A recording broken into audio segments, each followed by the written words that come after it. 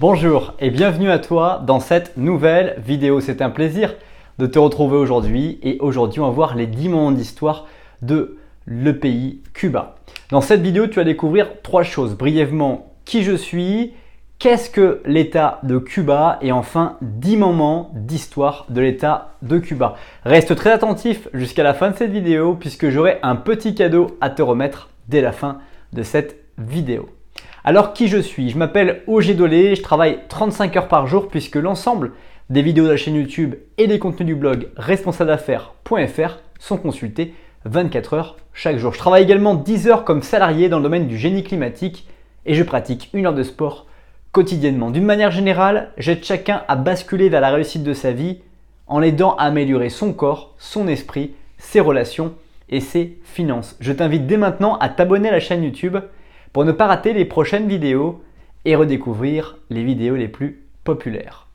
Alors qu'est-ce que finalement l'état de Cuba? L'état de Cuba, c'est un état qui est insulaire des Caraïbes formé de l'île de Cuba. Un état insulaire, c'est un état qui est constitué d'une multitude d'îles et qui fait que finalement sa surface globale elle est constituée que de parties différentes qui sont à chaque fois distancées par naturellement un brin d'océan et en l'occurrence l'océan des Caraïbes. Sa capitale est La Havane et sa langue officielle est l'espagnol. Et dans ce pays-là, petite particularité qui fait aussi son charme, c'est qu'il y a 2 monnaies. Une monnaie qui s'appelle le peso cubain et le peso cubain convertible. Le peso cubain, c'est simplement une monnaie qui a été mise en place au moment où finalement l'inflation était beaucoup trop importante et qu'il était impossible pour les gens de convertir de l'argent sans avoir une brouette dans leur poche par rapport justement au prix de l'argent. Et donc ils ont créé 2 monnaies, et une monnaie, le peso cubain, qui ne peut pas être utilisée naturellement en dehors du pays cubain. Et aussi c'est une manière très simple pour l'ancien empire communiste de finalement voir comment les entrées d'argent arrivaient sur le territoire et de pouvoir poser la question d'où vient cet argent, qui vous a donné cet argent ou pourquoi voulez-vous convertir cet argent pour partir à l'étranger. C'est un moyen finalement de pouvoir contrôler naturellement les échanges d'immigration et d'émigration. On va maintenant passer aux 10 moments d'histoire de Cuba. Mais avant cela, je t'invite à apprécier la vidéo ou à la partager dès maintenant afin de permettre à d'autres personnes de découvrir à leur tour cette vidéo. Le premier moment d'histoire des États-Unis de Cuba, c'est qu'il était peuplé en fait d'Amérindiens avec 2 différentes tribus, les Siboney et les Taínos. Ça veut dire qu'avant la découverte de Cuba, il y avait 2 peuples qui étaient sur ce territoire. Ces 2 peuples étaient encore vraiment dans une démarche de chasseurs-cueilleurs. Le premier peuple Siboney était vraiment très orienté sur notamment beaucoup dans les grottes avec des peintures, des choses encore qui se pratiquaient un peu comme à l'époque préhistorique. Et il y avait une civilisation qui était assez, on va dire, basique au niveau social par rapport justement à l'organisation des tribus. Mais il y avait différentes tribus qui existaient encore à l'arrivée justement des Espagnols, des conquistadors. Et c'est d'ailleurs le deuxième moment d'histoire que je vais partager avec toi, c'est que la monarchie catholique espagnole, elle a perduré sur l'île de Cuba de 1492 à 1898, quasiment 400 ans, durant lesquels il y a eu cette vie espagnole sur le pays de Cuba. Troisième événement, c'est que Cuba n'était pas finalement une place forte, place maîtresse de ressources pour les Espagnols, en tout cas pas de première nécessité, puisque très vite ils se sont rendus compte qu'il n'y avait pas beaucoup de richesses. Et qu'est-ce qu'ils en ont fait les Espagnols? Ils en ont fait une plaque tournante vers le continent européen en l'utilisant avec des esclaves pour les navires qui étaient chargés des richesses du Nouveau Monde à destination de l'Espagne. Ça veut dire que Cuba était organisé comme une véritable stock centrale dans lequel des navires allaient chercher les ressources partout en Amérique du Sud, les acheminaient à Cuba et de Cuba en Espagne, d'autres navires faisaient les allers-retours de façon à justement pouvoir assurer la sécurité au niveau de Cuba des ressources qui avaient été récupérées en Amérique du Sud. Quatrième moment d'histoire, c'est que Cuba, à un moment donné, ils ont quand même cherché, les conquistadors, à créer quelque chose pour pouvoir avoir des ressources également exploitées ou exploitables sur le pays. Donc il y a eu le tabac qui a été lancé, le café et la canne à sucre, qui sont 3 ressources finalement qui sur ce nouveau territoire étaient largement possibles à être réalisées.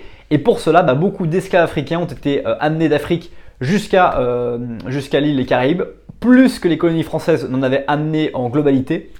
C'est que l'île a été vraiment beaucoup concentrée par de l'esclavage et justement pour toujours ramasser plus, pouvoir toujours avoir plus de récoltes pour pouvoir alimenter le continent américain de ressources.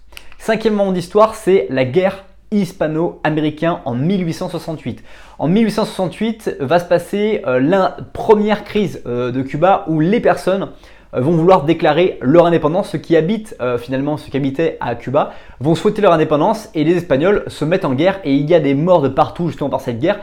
Et les États-Unis, ils voient un intérêt important pour eux et ils se mettent à vouloir rentrer dans la guerre et ils se font la guerre avec l'Espagne pour justement récupérer le territoire qu'est Cuba.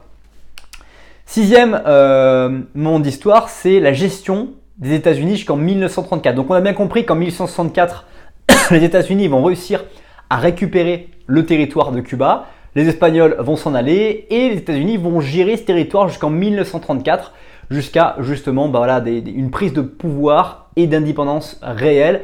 On peut le dire quand même avec notamment un gouvernement mis en place par les États-Unis pour justement orienter la conservation des échanges et des relations avec Cuba. Sauf que le septième moment d'histoire qui justement va faire basculer toute cette relation entre les États-Unis et Cuba est l'arrivée de Fidel Castro qui prend en main et qui prend la tête de l'armée du Cuba et qui fait un coup d'État renversant tout le gouvernement que les États-Unis avaient mis en place pour justement faciliter les relations avec Cuba et Fidel Castro notamment appuyé par le régime, l'idée communisme dans son approche justement pour pouvoir conquérir le territoire. Donc huitième moment d'histoire, c'est justement 1962, 3 ans après le coup d'État de Fidel Castro, les États-Unis décident de mettre un embargo économique, financier et commercial avec Cuba. Plus de ressources ne pourront être acheminées depuis les États-Unis vers Cuba et plus aucune ressource ne seront consommées pour contribuer